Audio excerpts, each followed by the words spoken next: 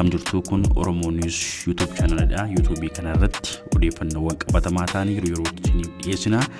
Kanaaf YouTube kana subscribe, like, share godhaa hiriyoota keessaniif qooda isiniin jenna. Galatoomaa ulfaadha. Sa'aatiin Obbo Shimallis Abdiisaa falmii miidiyaa hawaasummaa kakaase. Maxxansi dhiyeenya kana fuula miidiyaa hawaasummaa pirezidaantii mootummaa naannoo Oromiyaa Obbo Shimallis Abdiisaa irratti ba'e dhimma siyaasaa caalaa xiyyeeffannoo uummataa gara meeshaa faayaa isaaniitti akka garagalu taasisee jira. Suuraa isaan dhuunfaa isaaniitti maxxansan irratti sa'aatiin harka isaanii irratti mul'ate qorannoo bal'aa fi falmii ho'aa namoota miidiyaa hawaasummaa fayyadaman biratti uumee jira. Akka qorannoo suura kana irratti taasifametti sa'aatiin harka pirezidaantichaatti hidhatan kun moodela qaalii fi qananii ta'uun addunyaa irratti kan beekamudha. Innis Rolex way GMT Star 2 yookiin rood biir ta'uu isaa mirkanaa'eera. Sa'aatiin kun warqeedha yookiin forced gold fi sibiila hin dabarre irraa kan hojjetamedha yommuu ta'u agarsiistuu biroo fi gurraacha kan of keessaa hin qabnedha.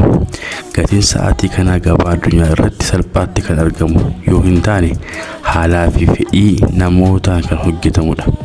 Innis doolaara Ameerikaa 16,000 haga doolaara Ameerikaa 24,000tti kan tilmaamudha. Gatiin kun sharafa maallaqa gabaa bilisaa amma Itoophiyaan keessa jirtu yeroo herregamu naannoo qarshii miliyoona 2 haga qarshii miliyoona 3.5 ta'uu kan danda'udha.